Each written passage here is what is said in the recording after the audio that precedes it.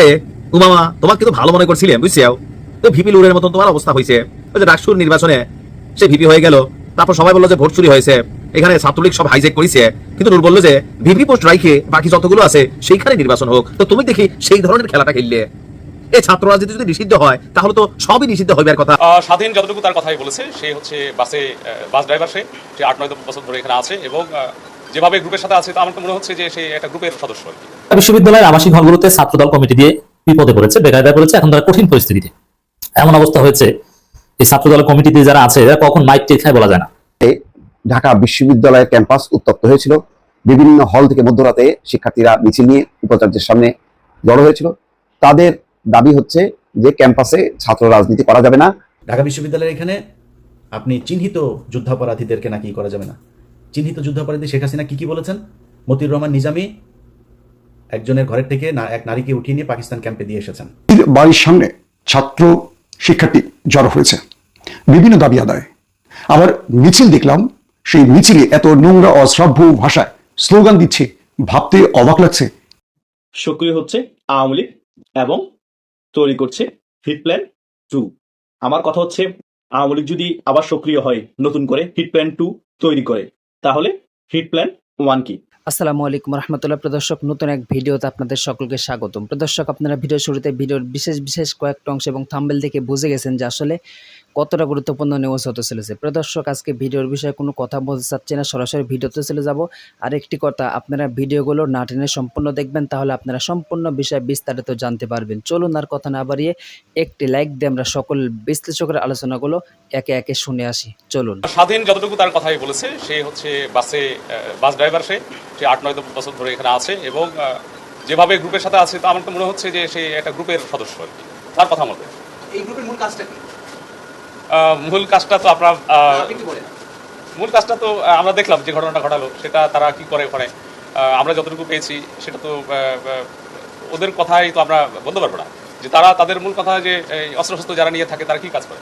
সাধারণ মানুষ, ভালো মানুষ তো অস্ত্রশস্ত্র নিয়ে কোনো জায়গাতে মহড়া দেওয়া, ঘুরে বেড়ানোর একটা কাজ নয়, নিশ্চয়ই অপকর্মের সাথে জড়িত। আমরা এখানে এসে দেখলাম যে একটা ঘটনা 800 গজ দূর থেকে এসে আরেকটা ঘটনা ঘটালো। প্রায় 15 থেকে 20 মিনিট তারও বেশি গান্ধীপুর চৌরাস্তার উপরে এবং তাণ্ডব চালানো সন্ত্রাসীরা। আইন শৃঙ্খলা বাহিনীর ব্যর্থতা কতটুকু? আমি মনে করি যে আইন শৃঙ্খলা বাহিনী তাদের সর্বোচ্চ চেষ্টা দিয়ে কাজ করে। বিশেষ করে এই অভিযান চলাকালে আমরা যেভাবে কাজ করেছি, এটা আপনারা জানেন যে you are also the part of this. এই অভিযান যেটা হয়েছে, আপনারাও এটা পার্ট আর কি। আপনাদের সিসি ক্যামেরা ফুটেজ আমাদেরকে সাধারণ মানুষ সহযোগিতা করেছে, আমাদেরকে অন্যান্য বাহিনীরা, আমাদের তো লিঙ্ক আপ আছেই, কে কোথায় যাচ্ছে, আমরা একসাথে সবাই কাজ করেছি আর কি। এখানে ব্যর্থতার কথা যাবে না। আপনি জানেন যে সবাই ধরা পড়েছে, অনেকগুলো ধরা পড়েছে এবং তদন্তের পরে হয়তো আরো কিছু নাম আসবে যাদেরকে আমরা ধরতে পারবো। উমামা, তোমাকে তো ভালো মনে করছিলাম, বুঝছো? তো ভিপি লুরের মতন তোমার অবস্থা হয়েছে। ওই যে ডাকসুর নির্বাচনে সে ভিপি হয়ে গেল, তারপর সবাই বললো যে ভোট চুরি হয়েছে, এখানে ছাত্রলীগ সব হাইজেক করেছে, কিন্তু নূর বললো যে ভিপি পোস্ট রাইখে বাকি যতগুলো আছে সেইখানে নির্বাচন হোক। তো তুমি দেখি সেই ধরনের খেলাটা খেললে। এই ছাত্র রাজনীতি যদি নিষিদ্ধ হয় তাহলে তো সবই নিষিদ্ধ হইবার কথা, কিন্তু বাম সংগঠনের রাজনীতি তুমি রাখবার পক্ষে কেন? তথ্য তো বলতেছে বামপন্থী ছাত্র সংগঠন ছাত্র ফেডারেশন, এটার সাবেক সদস্য সচিব ছিলে তুমি উমামা। তো সেই জন্য কি তুমি যে চিঠি দিয়েছেও সেখানে এই লেখা লিখেছেও? দেখেন, আমি বলতে চাই, যদি ছাত্র রাজনীতি নিষিদ্ধ হয় তাহলে সবারটাই তো নিষিদ্ধ হওয়ার কথা, কিন্তু এখানে আমাদের বামপন্থী ছাত্র সংগঠনের রাজনীতি বাদে বাকি যা আছে, ডানপন্থী ছাত্রলীগ তো নাই, ছাত্রদল, ছাত্র শিবির, তারপরে হচ্ছে আরো যারা আছে, তাদের কারোই এখানে রাজনীতি করার সুযোগ নাই হলে। কেন বামপন্থীরা করবে? কেন? ফেরেশতা আসুন দেখি তার চিঠিতে। মানে আন্দোলনটা এখন ভিন্ন খাতে প্রবাহিত হবে। গতকালকে রাত্র থেকে আপনারা জানেন ঢাবি ক্যাম্পাস উত্তাল, এ নিয়ে বহুত কিছু হয়ে গেছে। আচ্ছা, উমামা ফাতেমার বিরুদ্ধে ঢাকা বিশ্ববিদ্যালয়ের আবাসিক হলে বাম ছাত্র সংগঠনের রাজনীতি ছাড়া অন্য সকল দলের রাজনীতি নিষিদ্ধের দাবি করার অভিযোগ উঠেছে। আপনার ঢাকা বিশ্ববিদ্যালয়ের কবি সুফিয়া কামাল হলের প্রাধ্যক্ষ বরাবর লেখা এক দরখাস্তে উমামার যে দরখাস্তটা সেটা সামনে আসছে। এখন এটাকে এডিট করা কিনা, কতক্ষণ পর আবার এরকম হইতে পারে, যাই হোক। তো সেখানে তিনি লিখছিলেন যে আমরা যে দেখি যে আপনার কবি সুফিয়া কামাল হলে আমরা গত বছরের 17 জুলাই সম্মিলিত আন্দোলনের মাধ্যমে প্রশাসন থেকে এই মর্মে প্রতিশ্রুতি নিতে সমর্থ হই যে সুফিয়া কামাল হলে সকল ধরনের রাজনীতি, ছাত্রলীগ, ছাত্রদল, শিবির, বাকশাস নিষিদ্ধ থাকবে। দেখেন, এখানে বামপন্থীদের নাম নাই। গত 1 বছরের শিক্ষার্থীদের সাথে প্রশাসনের এই চুক্তি বলবৎ ছিল, কিন্তু এরই মধ্যে কতিপয় সংগঠন গুপ্তভাবে, মানে শিবিরের নাম আসছে, তাদের সাংগঠনিক কার্যক্রম পরিচালনা করছে। অতঃপর আজ সকালে বাংলাদেশ জাতীয়তাবাদী ছাত্রদল আপনার হলে 7 সদস্য বিশিষ্ট হল কমিটি ঘোষণা করেছে। আমরা শিক্ষার্থীরা মনে করি, আপনি তো সাধারণ শিক্ষার্থীরা, আপনার দলকে রিপ্রেজেন্ট করেন, একটা সংগঠনকে, তাদের এইসব কার্যকলাপ জুলাই আন্দোলনের মাধ্যমে সৃষ্টি হওয়া উল্লেখিত চুক্তিকে ভঙ্গ করে, যা স্পষ্টত সাধারণ শিক্ষার্থীদের সাথে প্রতারণার শামিল। তার এই দরখাস্তে দেখা যায় 4টি সংগঠনের নাম উল্লেখ করে তিনি সেগুলোর কার্যক্রম নিষিদ্ধের দাবি জানিয়েছেন, কিন্তু বাম সংগঠনগুলো নিয়ে তার কোনো প্রতিক্রিয়া নেই। যদিও হলে বামপন্থী শিক্ষার্থীরাও অবস্থান করছেন, কোন কোন হলে তাদের কমিটিও রয়েছে। আমরা চিঠিটা আপনাদের সামনে নিয়ে আসলাম। এখন প্রশ্ন হচ্ছে, আমরা যদি দেখি জুলাই অভ্যুত্থানের সময় হলগুলোতে ছাত্র রাজনীতি নিষিদ্ধ ঘোষিত হওয়ার পর সর্বপ্রথম আনুষ্ঠানিকভাবে হলে কমিটি দিয়ে রাজনীতির সূচনা করেন বামপন্থী ছাত্র সংগঠন ছাত্র ইউনিয়ন। এবছরের 26শে মে 14 সদস্যের একটি কমিটি ঘোষণা করে খোদ এই উমামার সংগঠনটি। এখন পর্যন্ত হলে কাউকে জোরালো প্রতিক্রিয়া দেখা যায়নি। এখন এনসিপির দক্ষিণাঞ্চলের সংগঠন হামজা মাহবুব তিনি আবার লিখছেন, উমামা ফাতেমা হলে বাম রাজনীতি ছাড়া আর কোনো রাজনীতি চান না। এটা কেমন কথা? এনসিপি আবার ধরছে এটা হিপ্রোক্রেসি। ইটস পিক হল এবং একাডেমিক এরিয়ায় রাজনীতির বিরুদ্ধে সবাই, আর উনি হচ্ছে বাম রাজনীতি ব্যতীত বাকি সব রাজনীতির বিরুদ্ধে। তার মানে সারা রাত যা হয়েছে, উমামা তোমার খেলা শেষ। এই এক চিঠি। তবে এখন আবার এটা এডিট করা, ফেক করা বললে হয়তো পরিস্থিতি বদলাইতে পারে, কারণ এনসিপিরও ছাত্র ইউনিয়ন কি জানি ছাত্র শক্তি কিন্তু আছে। এখন বাড়ে বেড়ে গেছে এই চিঠিটা সামনে আসার পরে। তবে আমরা মনে করি এই জায়গাগুলোতে ঝামেলা বাংলাদেশে, যে আপনি যেটা করতেছেন ভাই আমারটা সঠিক, বাকি সবারগুলা ফাও কেন? আগে নিজে শুদ্ধ হন উমামা। ঢাকা বিশ্ববিদ্যালয়ের আবাসিক হলগুলোতে ছাত্রদল কমিটি দিয়ে বিপদে পড়েছে, বেকায়দায় পড়েছে, এখন তারা কঠিন পরিস্থিতিতে। এমন অবস্থা হয়েছে, এই ছাত্রদল কমিটিতে যারা আছে এরা কখন মাইক টেট খায় বলা যায় না। মাইক না খেলেও এদের সিট টিট বাতিল করে পোলাপান কিনা এদের বেড টেট খুলে ফেলে দেয়। হলের কমিটি দিছো। দেখেন 5 আগস্টের আগে আমাদের জুলাই বিপ্লবের সময়, যখন জুলাই বিপ্লবের যে সফল হবে এটা আমরা তখনই বলেছিলাম, ঢাকা বিশ্ববিদ্যালয় থেকে যখন শিবিরের নেতৃত্বে ছাত্রলীগকে বিতাড়িত করা হয়, তখনই আমরা বুঝেছি যে এই সরকার থাকতে পারবে না। ছাত্রলীগ পালিয়ে গেছিল, সেই সাদ্দাম, ইনান, সৈকত সয়ন এদের রুম টুম সব ভেঙে ফেলেছিল, মদের বোতল, কন্ডম, কত কিছু পেয়েছিল, আপনাদের মনে আছে নিঃসন্দেহে, যারা জানেন না তাদের স্মরণ করিয়ে দিলাম। তখনই সাধারণ শিক্ষার্থীরা শিবির মেকানিজম করেছিল, কিন্তু সাধারণ শিক্ষার্থীদের পার্টিসিপেশন না থাকলে তো শিবির পারত না ছাত্রলীগ হঠাৎ। তখন বেশিরভাগ হলেই তৎকালীন সময় প্রভোস্ট বা যারা হাউস টিচার দায়িত্বশীল ছিলেন তারা নোটিশ জারি করেছিল, যেটা বিশ্ববিদ্যালয় আইন অনুযায়ী, এর মানে ওটা একটা আইন যে হলগুলোতে ছাত্র রাজনীতি নিষিদ্ধ। সে নিষেধাজ্ঞা এখনো প্রত্যাহার হয়নি। এর মানে হলগুলোতে ছাত্র রাজনীতি নিষিদ্ধ, বিশ্ববিদ্যালয় থাকবে। এর মানে নিষিদ্ধ কমিটি দিয়েছে ছাত্রদল। যেখানে কমিটি দেওয়া নিষিদ্ধ, বিশ্ববিদ্যালয় কর্তৃপক্ষের হল প্রভোস্ট বা হল প্রশাসনের সিদ্ধান্ত অনুযায়ী সেখানে কমিটি দিয়েছে ছাত্রদল। এমন একটা অবৈধ কমিটি। এই অবৈধ কমিটির বিরুদ্ধে ব্যবস্থা তো হবে। আবার কমিটিতে কাদের বসিয়েছে? ছাত্রলীগ। এই জায়গা নিয়ে আমি আপত্তি করি না। ছাত্রলীগের মিছিল করতে পদে ছিল যারা কমিটিতে স্থান পেয়েছে, আমি বিশ্বাস করি ফ্রম মাই এক্সপিরিয়েন্স, যারা ছাত্রলীগের কমিটিতেও ছিল এবং আজকে ছাত্রদলের কমিটিতে এসেছে, ছাত্রদল তদন্ত কমিটি গঠন করছে, ওগুলো ভাওতাবাজি। যারা তদন্ত কমিটি গঠন করেছে ওরাই হচ্ছে আসল দালাল। কিন্তু আসলে ছাত্রলীগের পদধারী যারা আজকে ছাত্রদলের নেতা হয়েছে ওরা হলো একদম পিওর ছাত্রদল। কারণ বিশ্ববিদ্যালয়ে টিকে থাকতে অনেককে ছাত্রলীগের মিছিলে যেতে হয়েছে, এটা একটা অনিবার্য বাস্তবতা ছিল। আর ছাত্রদলের ঢাকা বিশ্ববিদ্যালয়ের সভাপতি থেকে শুরু করে সবাইকে আমি দেখেছি নিজে, এরা সবাই জয় বাংলা স্লোগান দিয়েছে। অতএব এটা অন্যায় নয়। যেমন ঢাকা বিশ্ববিদ্যালয়ের ছাত্রদলের সভাপতির ক্ষেত্রে বলে, যেহেতু আমার একদম ক্লোজ এবং আমার চোখে দেখা, তিনি একদম পিওর ছাত্রদল ছিলেন। বিএনপি ছাত্রদলের জন্য নিবেদিত, প্রাণ ডেভোটেড, মনে প্রাণে বিএনপি ছাত্রদল করেন একদম ফার্স্ট ইয়ার থেকে, সে 2010 সাল থেকে। কিন্তু তিনি বিশ্ববিদ্যালয়ে ক্লাস করতেন বা হলেও একটা সময় পর্যন্ত থাকতেন, বাধ্য হয়ে ছাত্রলীগের মিছিলে গিয়েছেন। এর মানে কি ঢাকা বিশ্ববিদ্যালয়ের ছাত্রদল সভাপতি সাহস, গণেশ চন্দ্র রায় সাহস, সে কি ছাত্রদল না? একদম পিওর বিএনপি, কোনো ভেজাল নাই, আমি জানি, আমি সার্টিফিকেট দিচ্ছি। অথচ বাধ্য হয়ে মিছিলে গেছে। এখন আজকে যারা ছাত্রলীগের পদধারী বা ছাত্রলীগের মিছিলের ছবি দিয়ে বলা হচ্ছে ছাত্রদলের এদেরকে বহিষ্কার করতে হবে বা ইত্যাদি ইত্যাদি, না, এগুলো কোনো সমস্যা নেই। এরা আসলে পিওর ছাত্রদল। এরা মিছিলে গেলেও এরা আবার বিএনপির মিছিলেও যেত। হলে থাকতে বিশ্ববিদ্যালয়ের ছাত্রত্ব ধরে রাখতে এইটা করতে হয়েছে। পদের ক্ষেত্রে এরকম। এখন পদ যারা পেয়েছে, এটা কি সাপোজ বরিশাল বাড়ি পদ একটা দিয়ে দিই, এখন তো আর না করতে পারে না যে ভাই পদ দিয়ে না। এরকম বাই চান্স পদ অনেককে দেওয়া হয়েছে। যেমন শিবিরের ঢাকা বিশ্ববিদ্যালয় সভাপতি ফরহাদকে সমাজ কল্যাণ ইনস্টিটিউটের একটা পোস্ট নাকি দেওয়া হয়েছিল, ফরহাদ জানেও না যে পোস্ট দিয়েছে, এরকম অনেক হয়। অতএব ছাত্রলীগের পদধারী ছিল, আজকে ছাত্রদল কমিটিতে কেন? এই প্রশ্ন অবান্তর ফালতু প্রশ্ন। গতকালকে একটি নিউজ হয়েছে, সক্রিয় হচ্ছে আওয়ামী লীগ এবং তৈরি করছে হিট প্ল্যান 2। আমার কথা হচ্ছে, আওয়ামী লীগ যদি আবার সক্রিয় হয়, নতুন করে হিট প্ল্যান 2 তৈরি করে, তাহলে হিট প্ল্যান 1 কি? সেই নিউজের মধ্যে উল্লেখ করা আছে হিট প্ল্যান 1টা হচ্ছে আওয়ামী লীগ আগস্টের মধ্যে এই সরকার উৎখাতের পরিকল্পনা করেছিল, কিন্তু সেটা করতে ব্যর্থ হয়েছে। আগস্টে এই সরকার উৎখাতের পরিকল্পনা করার জন্য অনেক ট্রেনিং নেওয়া হয়েছে এবং অনেক সন্ত্রাসীদেরকে নাকি ঢাকায় এনেছিল, কিন্তু বাংলাদেশ পুলিশ এবং এই সরকারের তৎপরতার কারণে এবং গোয়েন্দা তৎপরতার কারণে আওয়ামী লীগ সফল হয়নি।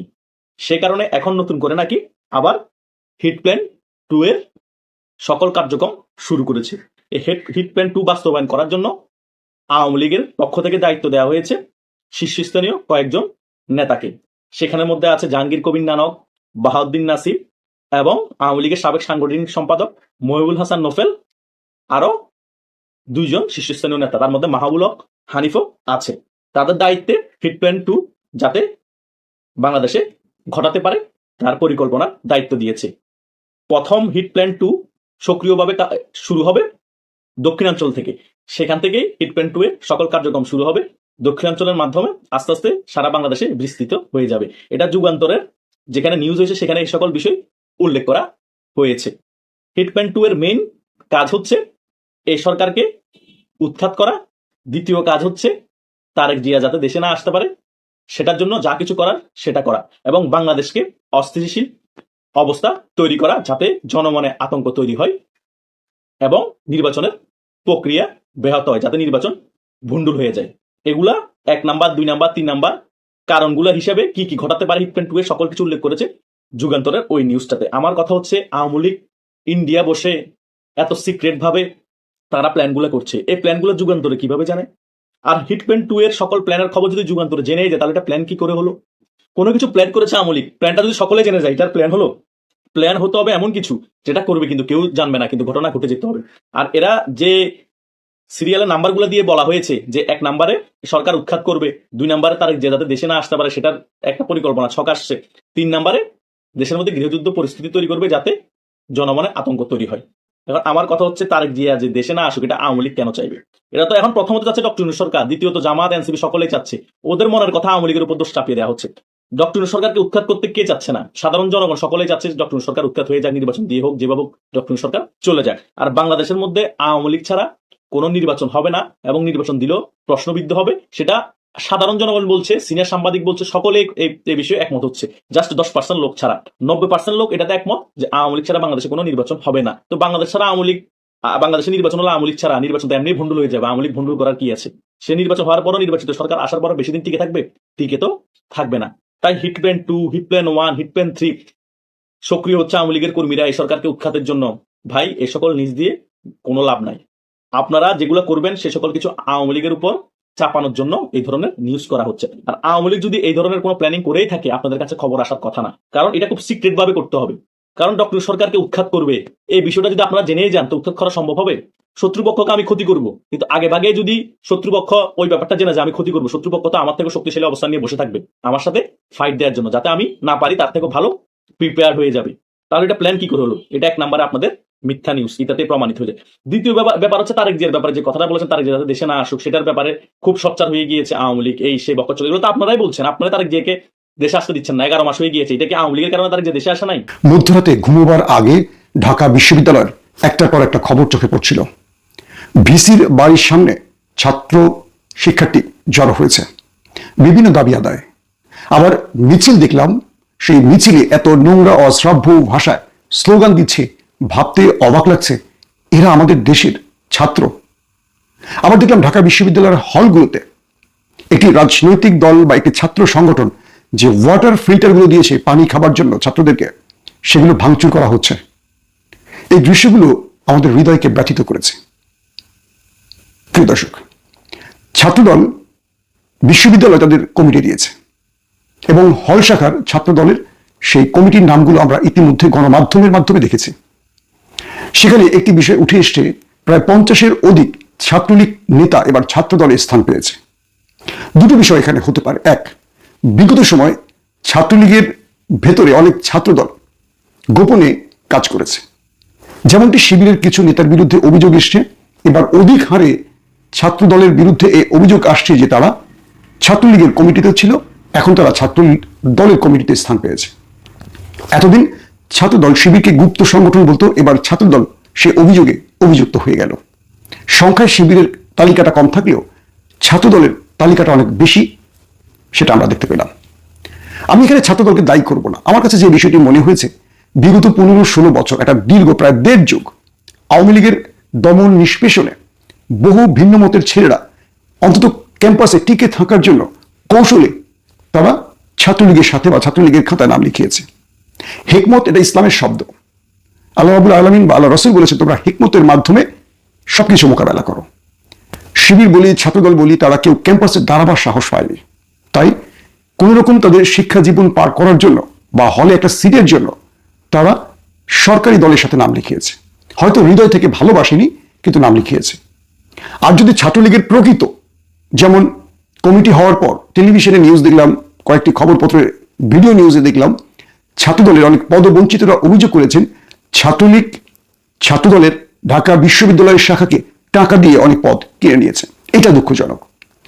যদি শিবির বা ছাত্র দলের কেউ ক্যাম্পাসে টিকে থাকার জন্য কেবল ছাত্রলীগের খাতায় নাম লিখিয়ে রাখেন বা মিছিল মিটিংয়ে যেয়ে থাকেন, এটাকে আমি খুব বড় অপরাধ দেখবো না। কারণ এই 15-16 বছরে বাংলাদেশের সবই তো গুপ্ত হয়ে গেছে। যে দেশে এত গুম, ক্রসফায়ার, গুম, খুন হয়, সেই দেশে টিকে থাকার জন্য মানুষ এইটুকু হিকমত ব্যবহার করতেই পারে। এটা নিয়ে আমি কথা বলতে চাই না।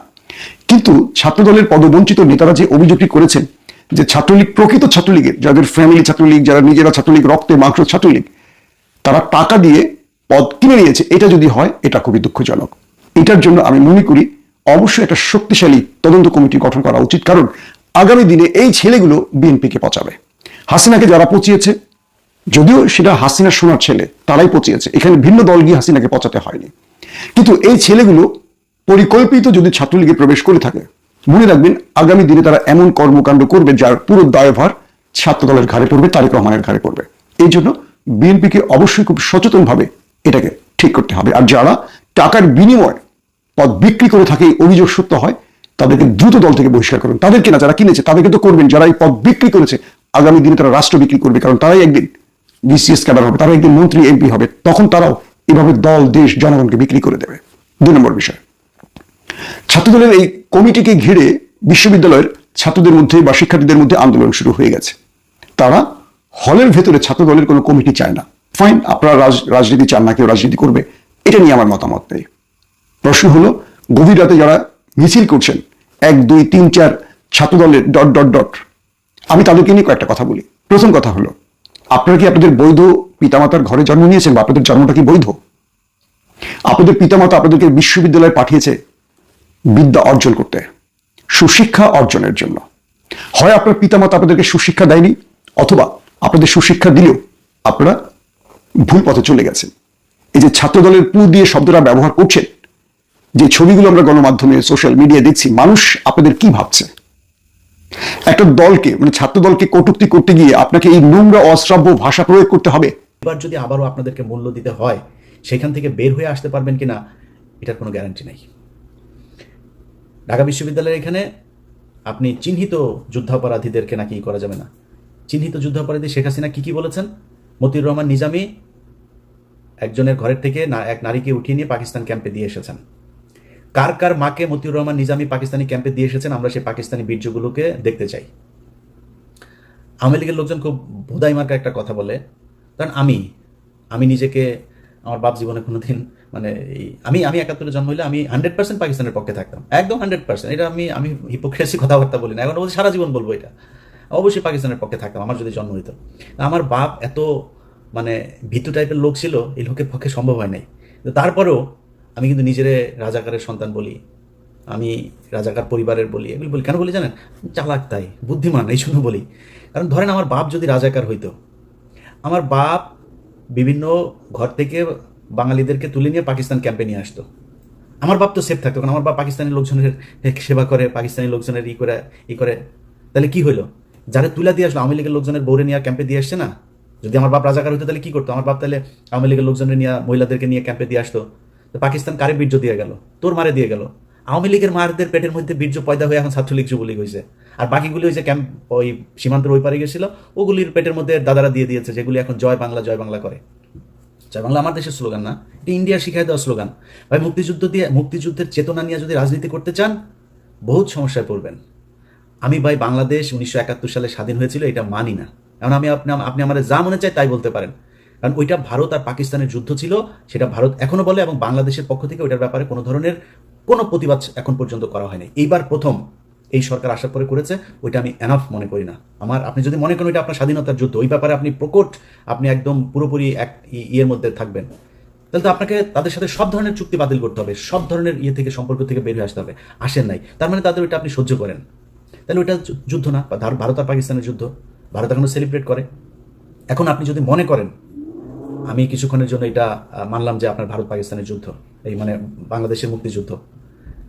আমার এই ভিডিও এই মুহূর্তে যে মানুষগুলো দেখছেন, আমার ভিডিও পজ দিয়ে একটু 2 মিনিট চিন্তা করেন যে আমি এই আমার আশপাশে, আমার আত্মীয় স্বজন, আমার গ্রামের আশপাশের যত গ্রাম আছে, কতজন মুক্তিযুদ্ধ ছিল। মুক্তিযোদ্ধা যে কটা আছে তার 80% ভুয়া। খোঁজ নেন, আপনার এলাকায় যে কটা মুক্তিযোদ্ধা আছে ওর ব্যাপারে যা খোঁজ নেন। প্রদর্শক আপনারা একে একে সকল বিশ্লেষকরা আলোচনা করে শুনলেন, অবশ্যই আপনারা বুঝতে পারছেন যে আসলে ঢাকা বিশ্ববিদ্যালয়ে কেন এই ঘটনা ঘটলো। প্রদর্শক সাংবাদিক ইলিয়াস হুসাইনের কথাও কিন্তু আপনারা শুনলেন। প্রদর্শক এখান থেকে আপনারা কি বুঝলেন, কি জানলেন, অবশ্যই কমেন্ট বক্সে জানিয়ে দিবেন। আরও এরকম নিত্য নতুন আপডেট নিউজ পেতে আমাদের এই চ্যানেলটি সাবস্ক্রাইব করে পাশে থাকবেন। ধন্যবাদ।